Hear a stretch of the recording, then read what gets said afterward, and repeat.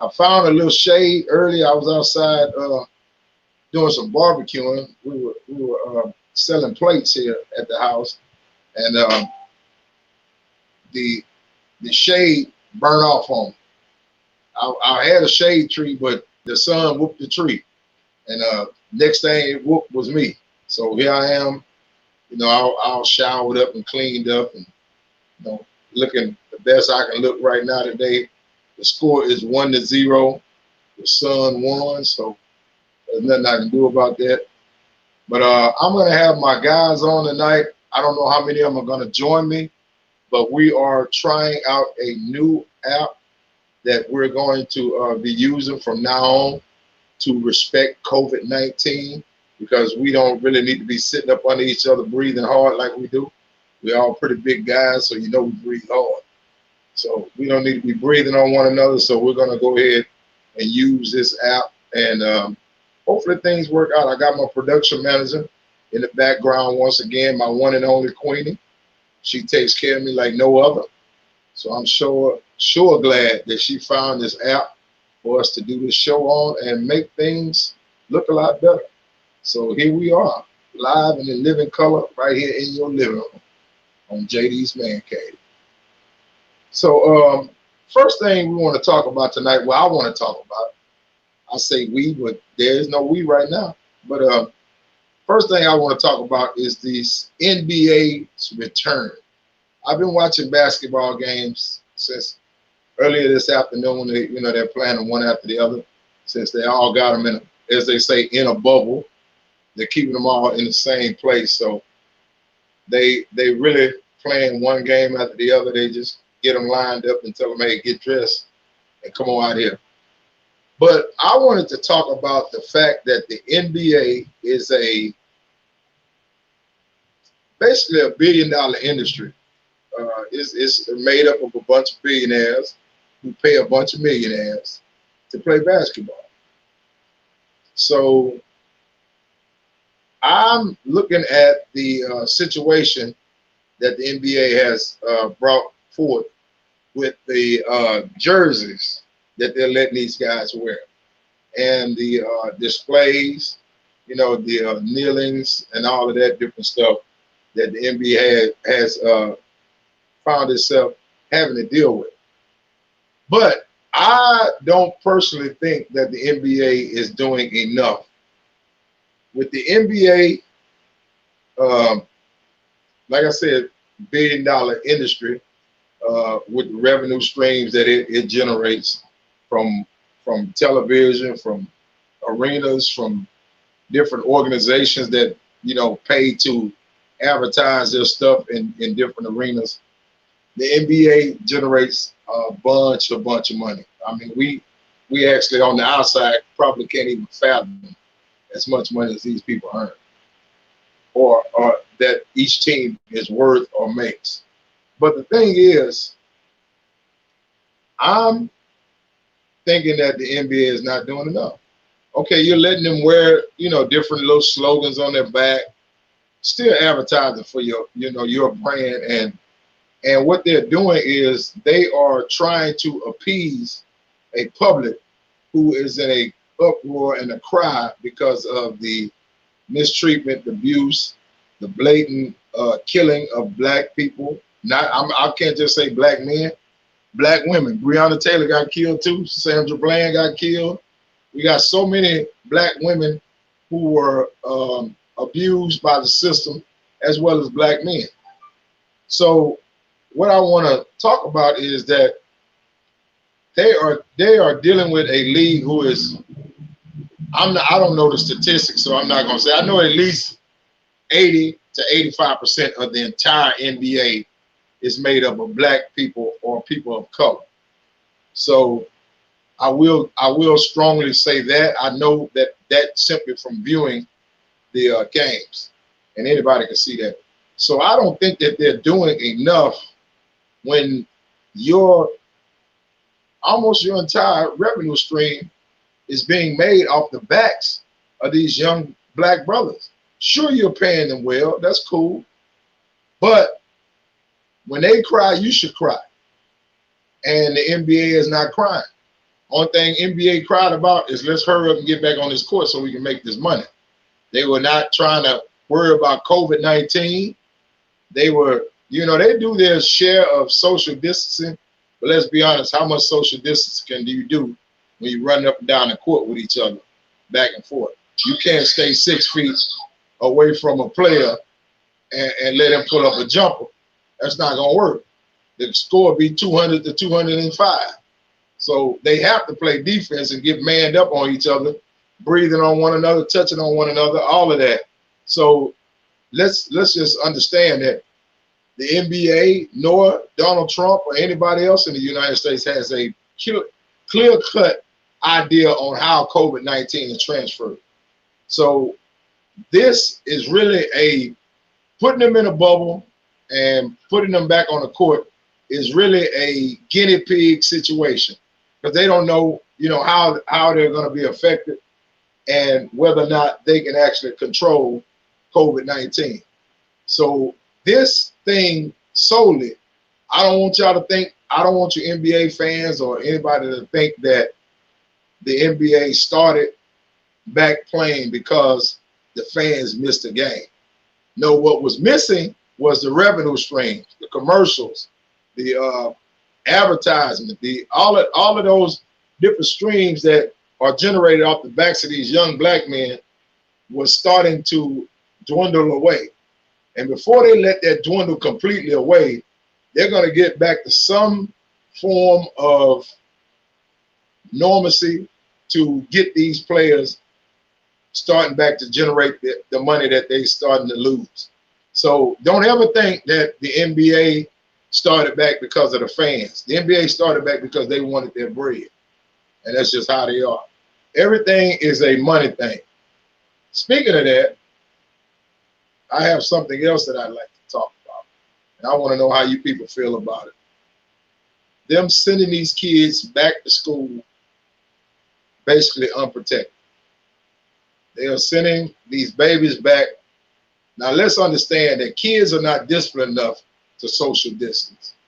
They're not going to stay 6 feet away from each other. They're not going to keep their mask on all day. They're going to pull it down under their nose. They're going to pull it down under their chins. Let's just be honest. You can't get little Junior to do his damn homework, let alone him keep that mask on all day at school. And he trying to talk to them girls and want them to see his little edge up and how he got a little mustache trimmed and all that. So, you know, this situation is going to be out of hand. And I think that they're going to end up closing these schools again, because our new normal is not going to be something that these kids can adhere to. They just are not disciplined enough. It takes enough discipline for me to do it, and I know better. So imagine a kid at 14, 15 years old, 12, 13, all these different ages. You think that they're going to keep their mask on all day? You think that they're going to social distance? You think they're going to wash their hands? You think that they're going to use hand sanitizer? Or they're going to wipe surfaces after, you know, before and after they use them? No, they're not. Let's just be honest. So what they're doing is putting these kids like lab experiments in a petri dish and putting them there. Hey, what's going on? Is that KJ? Hey, you. Hey, what's happening, baby? Ain't nothing. How you feeling? I'm good. I'm good. Cooling. I'm glad you joined me. I appreciate you. For Hey, sure. I'm gonna go back to this topic because I know you got something. We'll go back to it in a minute. But right now, KJ, I'm talking about this petri dish and this lab experiment that they're doing with these kids, sending them back to school and putting them in classrooms with each other. And we don't even have a clear-cut idea of how the coronavirus is even spread. So what I was saying is that these kids are not going to be disciplined enough to social distance and let alone keep your mask on all day long while you're in class. You know, you want them 6 feet apart, you want them hand sanitizing and all that. That's not going to happen. Right. What do you think about that? Well, first of all, as much as this country tries to preach We're all about safety first. We're all about God first. We're all about the Constitution. All of it is a hypocrisy at the end of the day. Because at Right. the end of the day, the only thing that runs this country is the almighty dollar. Hey, And they're not. See, they want to say it's all about safety first. Well, if it was about safety first, we would be sending these kids back in the first place like this. exactly. But with that said, I've seen the setup that they got for the kids in school, the way they got the plexiglass around the desk so there can't be no interactions around you or whatever. But what you're not acknowledging is, okay, little Bobby may sit at that desk for first period. Little Bobby got to get up, and somebody else gonna sit there for second period. And little Bobby going to another desk. And then third period. In other words, this thing that they got set up, you still cycling kids in and out of these desks. You Right. still cycling kids in and out of these classrooms. There's no way you can prevent it from spreading if you got people interacting with each other like that. But it's Right. all just a hoax and a fluke. You know what I'm saying? I mean, honestly, I don't have any school-age kids, and you don't either. But at the end of the day, if I did, dude, I would be very much against even putting my kid back in public school right now because of this stuff, bro. Because the risk is too great. I mean, the risk reward factor is too great right now. You're sending your child back, and not only that, that kid goes to school. Let's say he contracts the coronavirus and brings it home. Then you got mixed families where you have elderly people living in the house. You have different contracting that are most are highly susceptible to get next thing you know, grandma dead, and you done found out a week later that Junior boy had COVID the whole time, but it didn't affect Junior like it did grandma because grandma is elderly. You see what I'm saying? So the fact is that everybody is affected by COVID-19 in different ways. And you know that firsthand. So I mean, we've seen it, we've experienced it. We have friends and family who have suffered with it, and everybody was affected differently. So I just you know what's crazy is the fact that the government, between the U.S. Treasury and the money they can get allocated to them from foreign countries, the U.S. government has enough money to keep this country afloat without the job market being open wide all the way back up, and without classrooms being all open. In other words, if they wanted to shut everything down for say the rest of this year and try their best to get a foothold on this COVID-19, the money is there and available for them to do that. They're just so preoccupied with not focusing on the general safety of the public so much as focusing on the bottom line financially. Okay, we got the money to make America function, but we're not worried about America functioning. We want to make sure the people that have money continue to get money. So they just worried about the rich getting richer and show no concern whatsoever for the general public. You know what I'm saying? It's all just a money grab, bro. That's all it is. You got to understand something too. The situation is about the businesses and the what do they call it? The businesses and the economic complex staying afloat. Now, what they want to do is they want to keep consumers consuming, and to do that, they got to get these stores and stuff open back up, and people back out spending bread. So they want you to go back to work so you can make some money and get back in these stores and keep this economy rolling like it has been rolling. They're trying to avoid any type of depression or anything in our economic balance right now, because if it goes much longer, I can foresee a economic unbalance happening, because people are not going to be out spending money and buying things and going. They need the consumer. But that's my point, though. That's what I was just saying. They have enough money to where the economy doesn't have to go through that. There's enough funds available to where you can allocate certain money for businesses, big and small. You have enough money to allocate certain funds to the, you know how much they're giving in Canada right now per month for their citizens during this COVID-19. They're giving their citizens $3,000 per month. No, my bad, not Canada. Yeah, in Canada, they're giving them $3,000 per month. They gave us one $1,200 stimulus check. They're giving their citizens $3,000. We have the richest and most thriving economy in the country. I mean, in the world. All of these countries, other countries, are giving businesses the money they need to either stay afloat or at least pay whatever monthly overhead they have. It's not about the money. If the economy go bad, it's because the government let it go bad. So a lot of these businesses that fall in, they have the money to give them. They have the money to give them, but they keep, case in point, I'm gonna say this. When this first hit back in March, and they started shutting stuff down, and the Senate got together, they tried to figure out how they were going to address it. One of the first things on the table was money. The taxpayers, all of the money that they're giving to the public, that's money that we work for. That's money they took out of our taxes. They took 63% of that money and gave it to major corporations and multi-billionaires. They gave the rest and broke it down and gave $1,200 per household in America.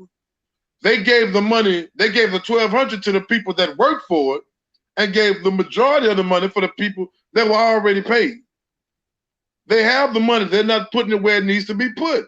They keep trying to make sure these rich folks can maintain and keep having their money coming in, and we'll just give the general public what we can when we can. That's why if the economy go bad, that's why it's going bad. It's not going bad from a lack of funds. The money is there. Well, you know who your president is, right? And you know the Senate, House and the Senate, who they control by. So there you go. Get out and vote. That's all I can tell you. Get out and vote some of these clowns out of there, and we may be able to get some things, changed in our government. Because right now, let me tell you something, there is a blatant disregard for the common man in the United States right now. Yes, sir. Especially if the common man is a black common man. Let's just talk about that too, because we are pretty much in the United States history, black people have always been dehumanized. And let me tell you what happens when you dehumanize something. You can easily misuse it. When something is just dehumanized, you don't feel that bad when you don't treat it right. So that's why white America has always vilified the black man. First of all, then they vilified the entire black race after that. But first they had to start with the black man being the cause, and that justifies the way that they treat the black man in our society. That's why we're so heavily adjudicated, we're so heavily incarcerated, we're so heavily savagely being mistreated by the law enforcement agencies in the United States, where they're supposed to be protecting and serving. That's not how they police us. They police us as savages first. They come in to crack our schools and break everything up. Why do you think that you can even tell in our elementary schools, when 5 or 6 young black men get together and they're hanging out by the water fountain, one of them teachers gonna come with a, hey man, y'all break this up. They don't want us getting together and figuring nothing out. So they keep us separated and keep us confused with the laws and the policies that they implement upon us. So that's just part of what I think the entire system problem is. But we have to get back to a understanding that in order for us to ever get equal rights and equal opportunities, first of all, we're gonna have to be viewed as a human being first and foremost. Like I said, it has always throughout history, we have been dehumanized since slavery. And like I said, it's easy to miss something that you have that you don't see as human value. That's why we're so easily mistreated, and so many, even from stemming from after we got out of slavery, the Jim Crow laws that we had to live up under. Now, it says equal rights for all men, but you have to understand something with the context of when that was written. Back then, black people were not even considered men. And a matter of fact, a lot of white folks weren't considered men. That's not what, when they were talking about men, they were talking about rich, land-owning white folks. They had the power to vote and move legislation.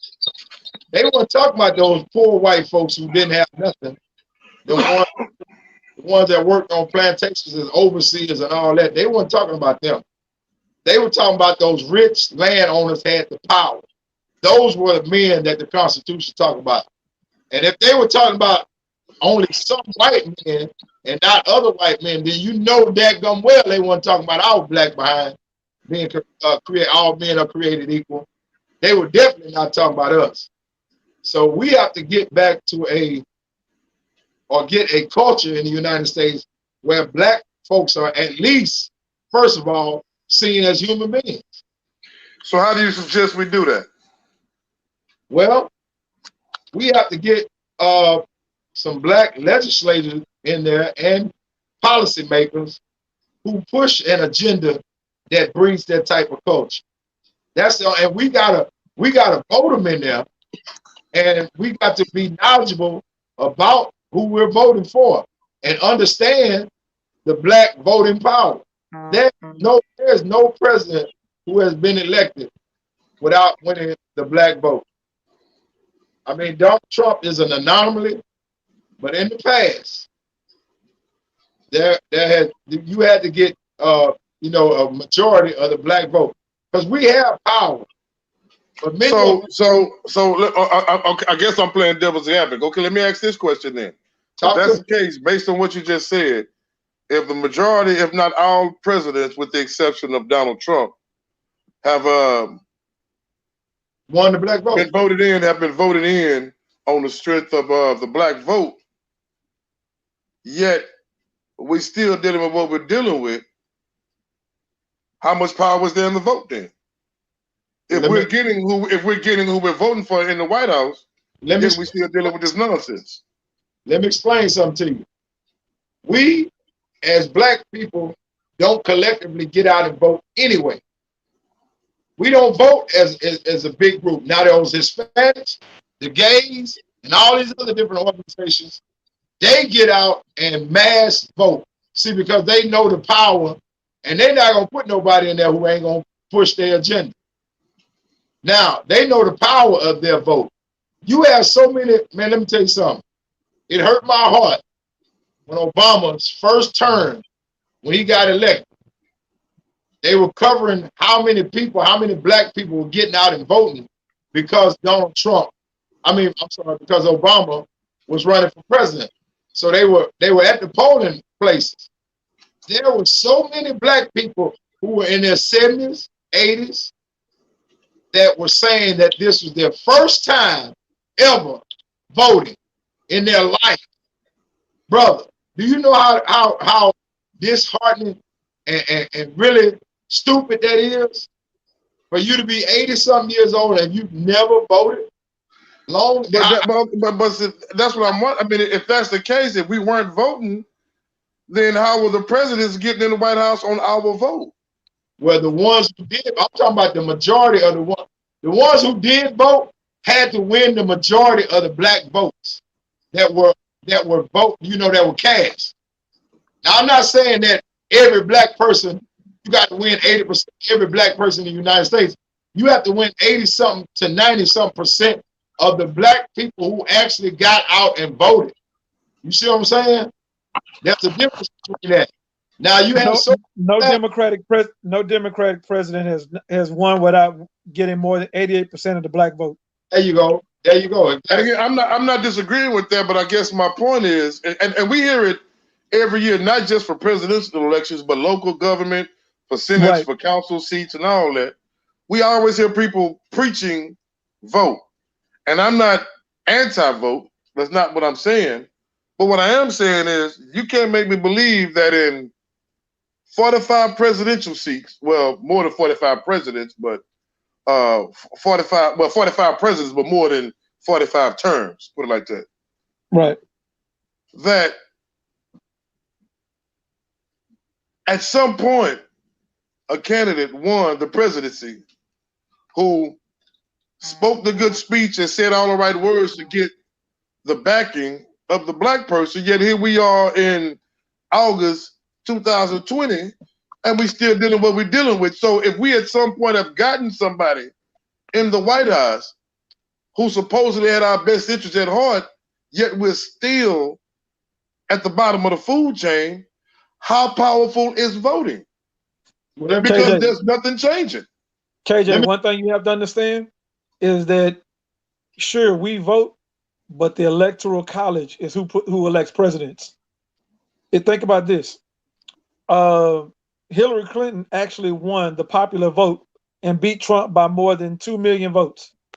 Hillary Clinton beat Trump by more than 2 million popular votes, but she did not carry the Electoral College. Right.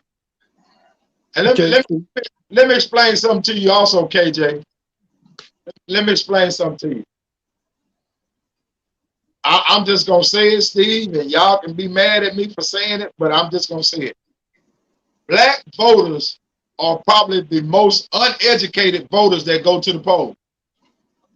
There's nothing to be wrong about that. I mean, what I think to an extent, yeah, you are right. But you have to think about historically, have we been educating ourselves and educating others on how to vote? See, exactly. they pulled a stunt on us in Texas. See, it used to be you can go in there and vote a straight ticket for the president. You go in there, you say Democrat, and you get everybody that's under him, and that's what's supposed to help your president. You know, because that's how the Republicans were voting. That's how they would go in and vote. They would vote a straight ticket, and they would be in and they'd be out. That's why when you look at those Republican zonings, they didn't have long lines. They had just as many people voting, but they didn't have long lines because they go in there, they vote a straight ticket, they in, they out. But see, the Democrats will go in and try and pick and choose people here and there to vote instead of going in, and that's why our lines were always so long. It took so long to do it because people in there picking and choosing, going down the road. Do I want this one? Do I want that one? Scratching their head, scratching their behind, and folks in them other communities was going in there, hitting that ticket button and walking smooth out. Walking snap out of there. You're absolutely right. But let me say this. Let me say this. KJ and Steve, we have to understand that black folks, we go in there undereducated, going into the polls. We have not, held these candidates up to certain standards. We simply vote out of tradition. And blind loyalty. Like when we voted, I'm gonna just say, for instance, Bill Clinton. Black folks got behind Bill Clinton and voted him right in, right? Bill Clinton right in the White House and put up the 3 strikes rule. Bill Clinton turned Bill Clinton's presidency turned the prison systems in the United States into what bosses that they are today. Because he was 3 strikes. You're gonna do 80-some% of your time. He implemented so many different rules that were vetted against. He continued the war on drugs. That we all know that there were harsher penalties on crack than there was on powder cocaine. He filled the prisons up under his administration, and we voted him in twice. Okay. So who? And I don't remember because that was a long time ago. Who did Clinton run against when he won his presidential seat? Who was the Republican? And if you don't remember, it's not no trivial question. If you don't remember, you don't remember. Because obviously I don't remember. You know what I'm saying? Get out. Nobody ever remembers who comes second and third place in the race. I always seem to remember the first person. My point is, when is there ever a good candidate that has our best interest at heart? Democrats do nothing for us. Republicans do nothing for us. So again, what? I'm not asking this as a rhetorical question. I'm legitimately trying to find the gist of the vote movement. What is the purpose of voting if none of the candidates have our best interest at heart? Regardless of who if what I'm getting at is, if 80% of the black public, if 80% of the black community voted, and they voted illegitimately, they did their research, they ran down a laundry list of what this candidate stands for, his position on this, his position on that, so forth and so on. At the end of the day, none of them, Democrat or Republican, do anything consistently to change the race issues in America.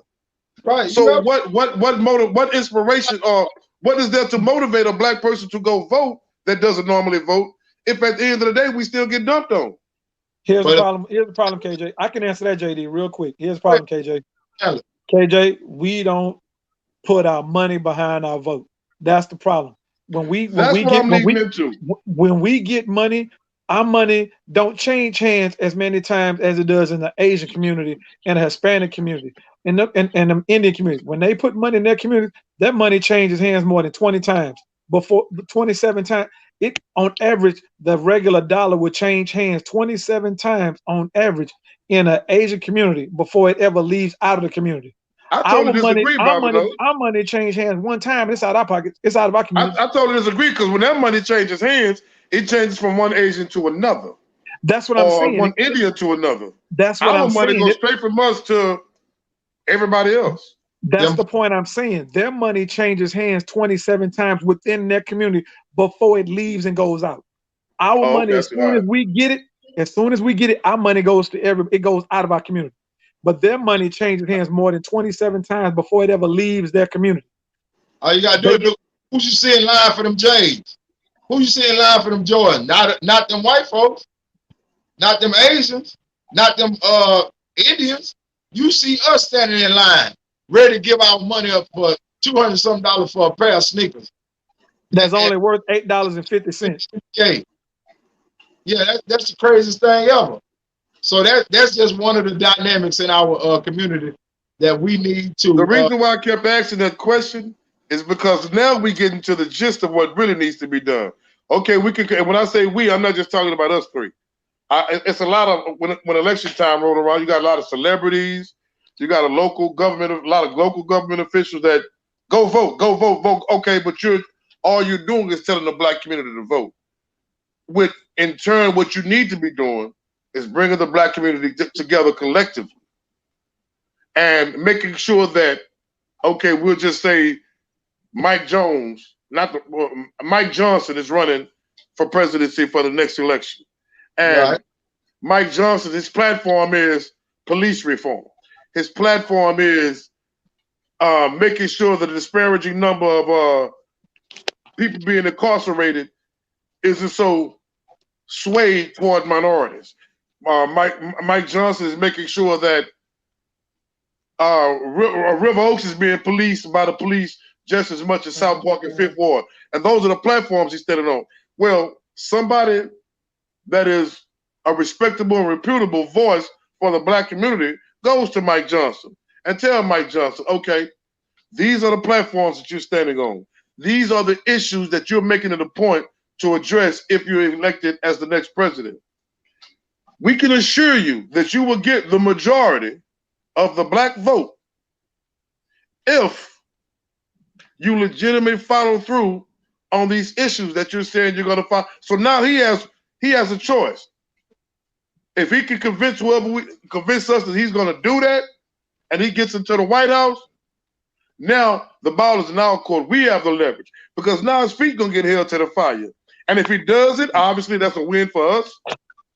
And if he doesn't, then whoever the next candidate is, Okay, Terry Mitchell.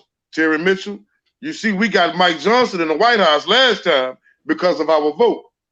He said he's going to do, or he was going to do such and such. He didn't follow through with it. We're not following for the okie doke again. So if you want our vote, we need to make some, and then that's like, or I think that was you, Bobby. No, that's when the money comes into play, because once they start losing those dollars, then moving forward, candidates moving forward. Okay, not only these dudes gonna give me their vote, but if I don't follow through with what I'm saying, that's money out of my pocket. KJ, what you need to KJ, here's what you have to understand about politics. Yeah, it's about money and all that, but it's not one individual, it's a party. See, when that president goes in, time out. I understand that thoroughly. I'm just dumbing it down for the sake of our conversation. I'm trying to dumb it down for everybody else too. Yeah. And that's what I was trying to do. I was trying to make sure I dumb it down for everybody so they can understand that, yeah, you hold, it's one man who's the figurehead for the party, but it's those individuals in Congress who make laws that we have to hold them accountable for, because they make those laws. They're the ones who put those laws in place, and they have to bring it to the president for a final vote. Right. See, it's the congressmen and the senators that we have to hold them accountable to. Those district representatives, we got to hold them accountable. The Al Greens and the Sheila Jackson Lees, we got to hold them accountable. See, because ultimately they're the ones who bring that stuff into play, and then it gets voted on in the Senate or Congress. Then it goes to a Senate for a final vote, and then it goes to a president for ratification. And if if the president chooses to veto it, then it goes back, and it has to be overcome with Congress with a plurality, 2/3, a 2/3 plurality, or a half plus one, whichever it calls for. But see, what we got to do is we don't hold them people accountable, because again, like you said, it's those dollars, it's those fundraisers, it's that money that we put in the communities, and we put that money back in these folks. And when you vote somebody in, well, they in there. So now it's pretty much, they can pretty much do what they got to do and tell you where they didn't have the help in Congress to do it. So KJ, I'm sorry, man, but that bill you wanted me to pass, I can't get it passed. I'm sorry. Y'all voted me in and I tried, but I couldn't get it done because of X, Y, Z. And so now we sitting here with boo-boo on the chin, because we done voted this fool in with promises that he was going to get this done and didn't get it done. I couldn't get it done because he couldn't hold up his end of the deal, or we didn't hold them congressmen who we voted in as well to help that president get stuff done that we needed done. See, that's why people were mad at Obama, talking about Obama ain't do nothing to help black people and this and that. Well, he couldn't, because when he was in office, there was a Republican Congress and Senate. See, everybody went in and hit. And they made it a point to shoot down everything he tried to run across the table. Because KJ, we went in, and when I say we, I'm talking about people who didn't know about the vote. They went in and just picked Obama and walked out. They didn't do a straight ticket. That man had no help. That man had no. How does a president win with a vast majority, but didn't have nobody to help him? The Congress and Senate didn't match, because people didn't vote. They didn't know how to vote. Right. And that goes back to something that KJ was trying to, like I was saying, we don't understand the fact that the local elections affect our day-to-day life more than the presidential election. Right. Saying we got to get the judges, the mayors, city councilmen, all that in place first that are pushing our agenda. If you want to talk about your day-to-day, problems that you have in your life, that affects your day-to-day more so than Donald Trump. Of course, Donald Trump affects it because he's the president of the United States and he has the ultimate decision-making power. But your day-to-day is really governed and pushed along by the local elections, and we don't even get out and put our power into that. Yep, that's the point I was making about us not knowing how to vote. We sit back and talk about, well, what good is it going to do for me to vote? It's going to do way more good for you to go vote than for you to sit home in the living room and watch Young and the Restless all day and then wait on the polls. You could have went out and helped the situation. Sometimes a lot of these people voted in by slim margins. You know, you could have been the deciding factor, but then soon as the person that you think shouldn't have won do something, then you want to complain. It's too. I tell people all the time, you ain't voting, shut up and take. But then you also have to understand there's other factors that play into minorities not voting, obviously, and minorities, primarily African Americans, not being educated in who to vote for, and it really does down to some degree, in large part, goes back to how we're brought up. We're not brought up. I mean, you have so many. The majority of us, with the exception of some, are so busy that just trying to make it day to day. We're not in a position to follow politics the way we should. We're not in a position routinely to keep track of political figures and their platforms. You got a majority of us just basically struggling to put food on the table. They don't teach us in the school system. Bruh, that's an excuse. You can anybody. No, that's a fact. You can call it what you want, but that's a fact. You got 24 hours in the day, just like them white folks got 24 hours in their day. Why? Not everybody, brother. Not everybody. Educate yourself. And you talking about, bro, let me tell you something. Black folks waiting on the public school system that don't want you to better yourself in the first place. Black folks sitting around waiting for them to educate you. You ain't gonna never get educated. Why in the world would your oppressor educate you to make you to help you raise your status? Understand that when it comes to public school. I'm not disagreeing with that, but what I'm saying is if you work in two jobs, let me finish. And you gone all the time, you don't have any other option but public schooling. If you don't have the financial means to put them in a better situation, what are they supposed to do? Go to the damn library. Google it. That's what you're supposed to do. Educate your damn self. Right? Master don't beat us no more for not being able to, Master don't beat us no more for reading. So that's what you're supposed to do. Buy books and put them in your house. Get you a library instead of having magazines all over the damn house. That's what you're supposed to do. Any other questions on what you're supposed to do? You still ain't answered that one, but I'm just not going to respond. Okay, I know you're not, because I hit you with facts. Yeah, facts hurt sometimes, but they hit like a baseball bat. Hey, hold on, y'all. Let me get with you. Somebody at the door. Hold on. Let me take a pause for the call. Go use the bathroom or something. I understand.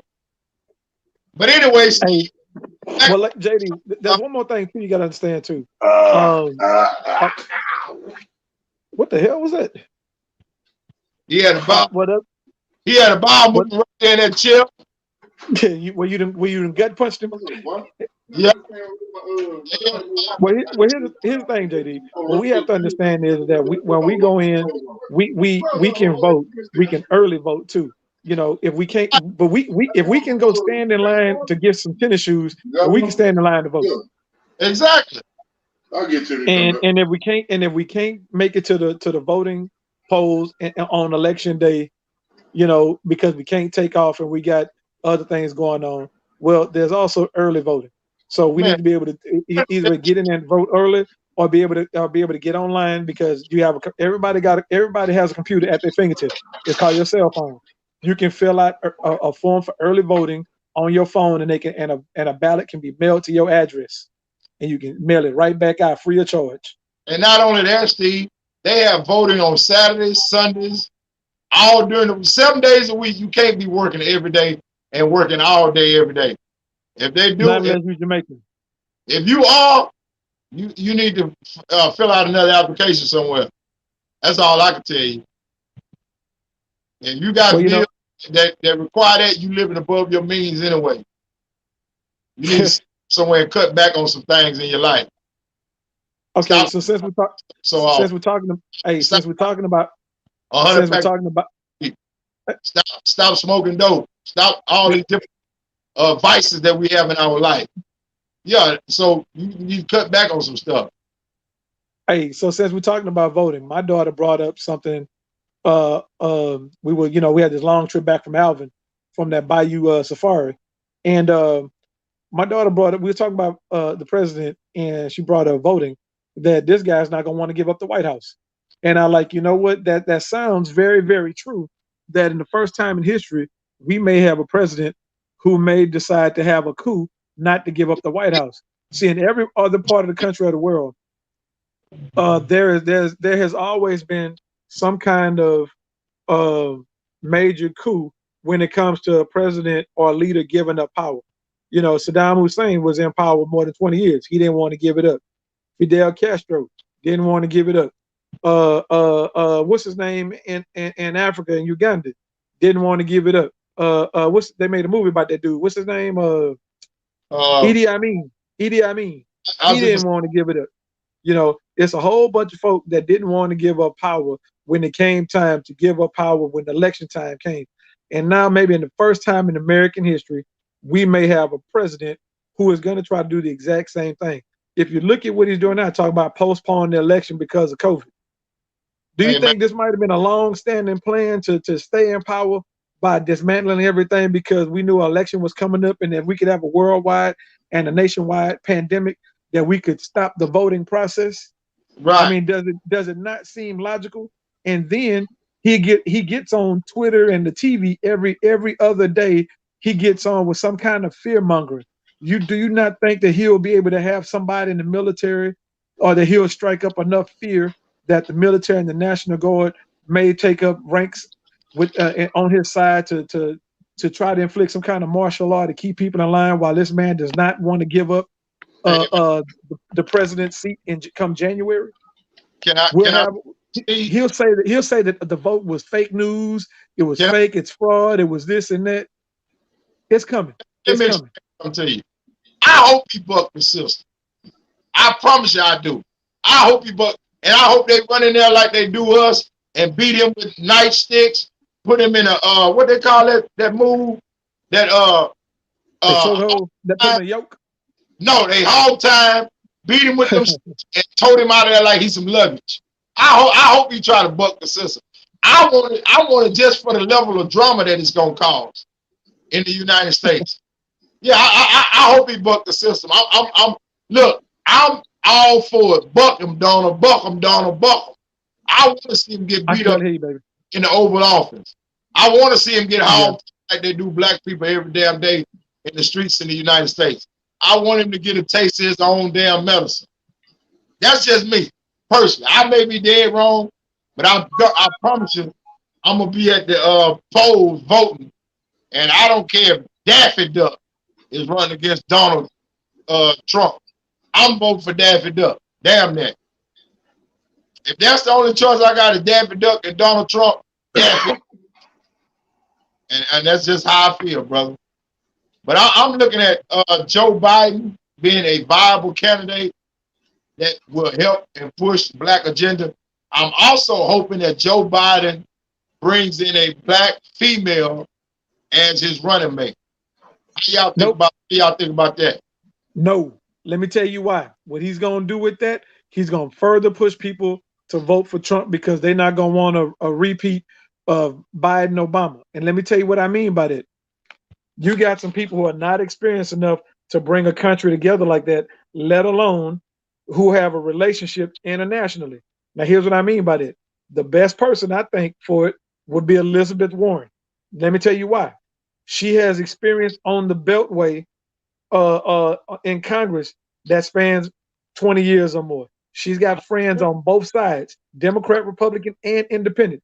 And she is known internationally. They know her in other nations. She's dealt with other nations.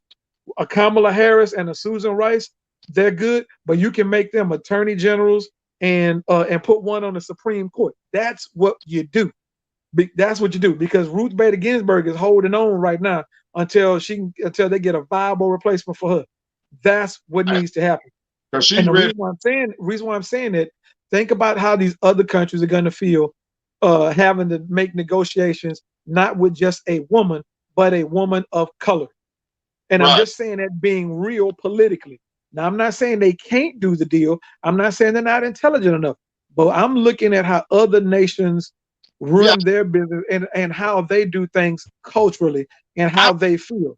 exactly. I don't think the United States is ready, nor do I think the world is ready. Just like you're saying, for a black female vice president to be representing the United States. Now it would be lovely for us, but we're not going to go from Trump to that. You know that's Right. like that's too extreme, and our country is not ready for that, nor is the world ready for it. So Right. I understand exactly what you're saying. And again, no shade to Kamala Harris or Susan Rice. No shade to those ladies. No shade, because I think that any woman can do a job intellectually just as well as a man. I believe it. But what I'm looking at is what we'll have to deal with cultural wise across the world and how people will view it. Just like that guy who was running for president, for the Republican Party, who was gay. Muslim nations would not have any dealings with that man. Asian nations would not have any dealings with that man because of his sexual preference, because culturally they look down on it in that part of the world. So Yeah, it wouldn't happen. open the gate, not be accepted. That's period. And That's you're what I'm right. saying. It would not be accepted by no Muslim country. It wouldn't be accepted. Get off the plane over there. Exactly. He would not be allowed to get off the plane nor cross the international borders. Exactly. And again, I'm not saying because of his sexuality that he couldn't do the job. I'm looking at how other cultures view sexuality in their cultures, in religiously, philosophically. It's just something that they frown upon. Just like you in certain countries, you and Queenie, y'all couldn't stay in the same hotel room because you have a Christian marriage. In a Muslim country, your marriage is not recognized because it's a Christian marriage. In Tunisia, you and Queenie couldn't stay in the same hotel room. Y'all could not stay in the same hotel room. You could not walk in public and hold hands. Well, I ain't going I'm just saying, because you have a Christian marriage and it is not recognized in that country. To be honest, though, even with what you're saying, that would hinder his effectiveness as a president. So he really is not a viable candidate for the presidency, because we have to understand, like you said, the dynamics of dealing with different countries. He would not be effective at all. So why would we even put him in office? So he's not a viable candidate for the presidency, period. Being a gay man, period. That's not going to happen. And nothing against him personally or politically. It's just that how it's viewed, his sexual orientation would be viewed on the international stage with those countries who look down upon it. Right. And like I say, we have to take all that into consideration when we're dealing with that. That's why I'm saying I think Joe Biden is going to make a grave mistake. Now, here's a man who is trying to not just win our vote, but he's trying to keep to a promise that he made. And he said that he would have a black woman by his side. Right. I think that's very admirable that he would want to do that, to stick to his promise. But I think what should have happened is he should have had a meeting with the Black Caucus, and then tell them, hey, look, let's look at how this is going to play out internationally, and what I can do to make sure we get, you get what you want. If I put this person in there, this is how these nations will look at us as a country, and I can do this. But what I can do on the domestic side, I can make this person, I can put this person on the Supreme Court. I can put this one as the Attorney General. I can put this one as this top cabinet thing. I can put this brother. I can take Colin Powell and put him back in and get him back on the Armed Forces Committee, put him back in over that. You look at things that you can do to put people in places that can affect some real power and change. Right. But internationally, we have to think bigger than ourselves. And a lot of times we don't think outside the box. We don't think no further than what we can see. Exactly. And I think that's our biggest problem, because we haven't been taught to do so. My dad was a union president. All I knew growing up was union voting and voting in union. That's all I knew growing up. That's all I knew. That's all I knew. You know, when I got my first job working with you, when I got my job with UPS, hey man, they got a union. Better get in. Yes, sir. Got my teaching job. Hey, teacher got a union. Better get in. You know, Exactly. hey man, you better, you know, hey, the people talk to you about being a union steward, you better be a union steward and run your building. Yes, sir. I did it. So now, you know, we've got to be able to think that again, like KJ was saying, we got to make sure that we educate ourselves and our people about voting and what it means. And again, not just nationally, but locally. We gotta help out at home. We gotta help out at home. Right. And a lot of times, bro, we not helping out at home. And that extends into what we do as men. A lot of men ain't helping out at home. A lot of men don't know how to be men at home. Running from our responsibilities. I always talk about that. It's always what I'm talking about. But see, the thing is, you understood, you know, at an early age that union meant power. You know what I'm saying? Those unions gave you certain powers because you belonged to them. See, we need and there was power in numbers, and there was power in money. We need to use that union mentality in our communities and understand the power that being fortified and together will bring us, rather than us diluting our vote by, you know, not understanding what candidate we should be voting for, not educating ourselves on it, and all of that different stuff. It dilutes our vote, even though and not only that, sitting at home dilutes our votes even more, because we have so many people who are nonchalant about voting because they don't feel like their vote counts, or my agenda that I'm looking for ain't on the ballot this year, so I ain't gonna vote at all. That's crazy. You know what the biggest myth is, JD? What's that, man? The biggest myth is I've been to jail, I can't vote. That's the biggest myth. Long as you're not on paper, long as you're not still on parole, you can vote. The day after you get off parole, you're eligible to vote. And see, a lot of us don't know that. They think, man, I'd have been to prison. You know, I did 25, I did 10, I did a bid. Man, I'm a felon. I can't vote. No, you're a felon. You're considered a felon in the system. Once you have paid your debt to society, you are no longer a felon. Exactly. But see, again, that's the mentality. People don't know. We Steve, let me tell you something about us that I have noticed. I'm 51 years old. I've been voting since I was 18, since I was eligible to vote.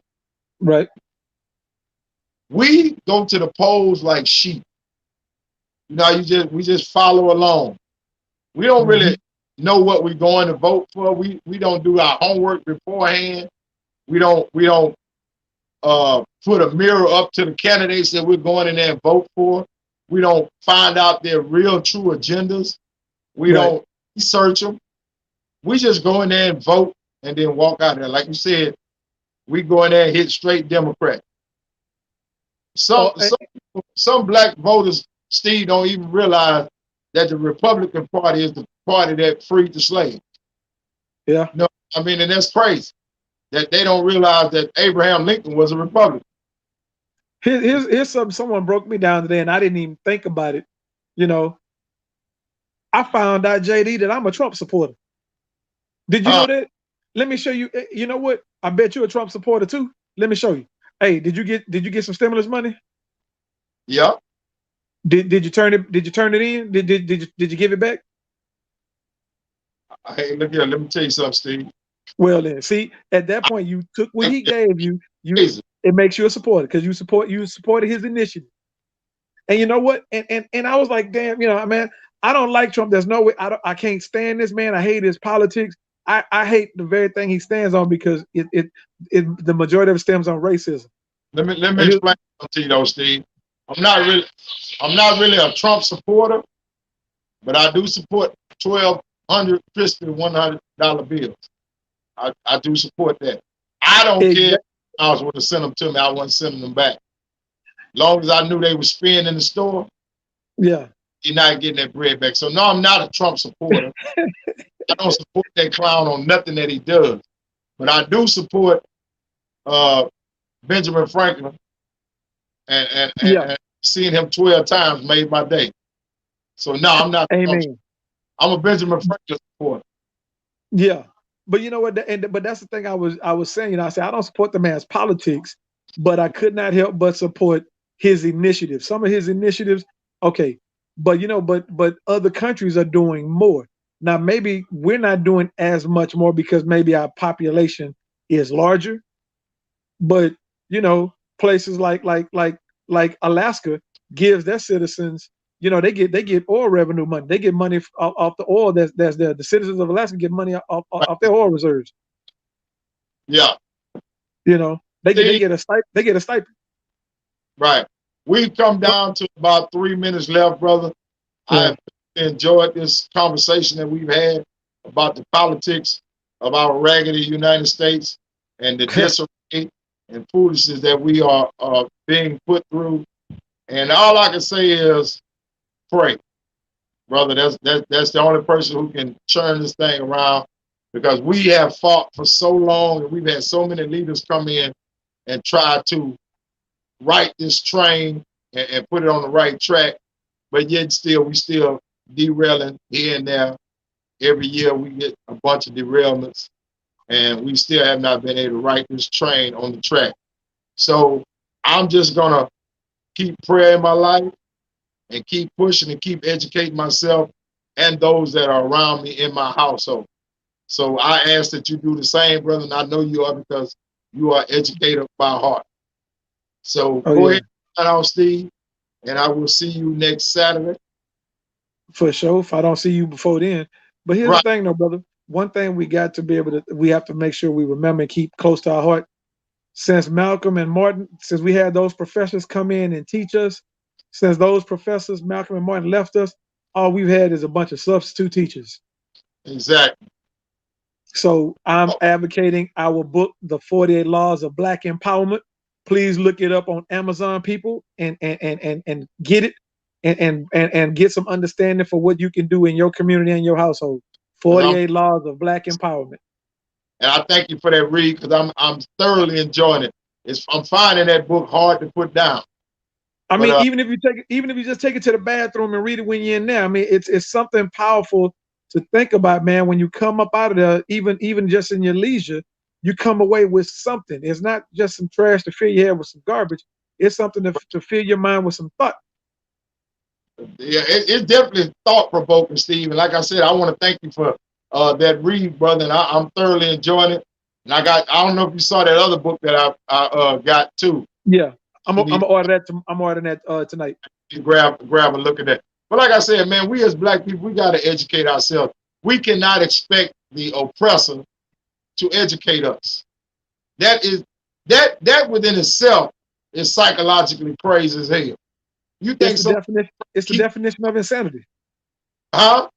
It's the definition of insanity. Exactly. You think somebody who's trying to keep you down gonna help uplift you? You got to be crazy. So, like I said, black folks, let's get out there and educate ourselves. Let's bring the power back to our vote. And Steve, I thank you for coming on and staying on, brother. And like I said, we'll try to get all the fellas. We're gonna use this platform because I thoroughly enjoyed it. And I want to thank my production manager, Queenie, Daniel, for taking care of this for me. And I'll see you next week, Steve. You take care, brother. Stay blessed. Tell Queen I need that shirt and the 2X, bro. I got you. No problem. All right, bro. Later, man. Y'all be blessed, man. Take care. You too, brother. JD's Man Cave signing off, y'all. See y'all next week. Thank you.